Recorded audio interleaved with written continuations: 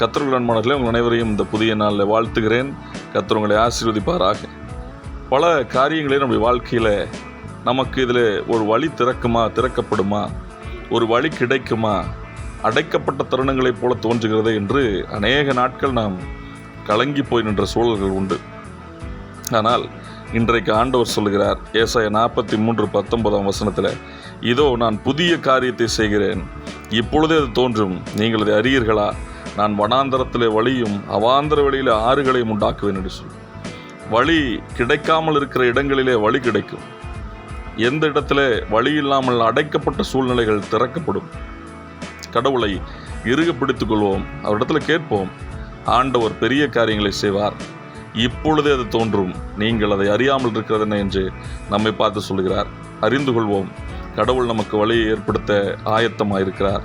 இந்த புதிய நாள் நம் அனைவருக்கும் ஆசீர்வதிக்கப்பட்ட நாளாக இருப்பதாக. ஆமேன், ஆமேன், ஆமேன்.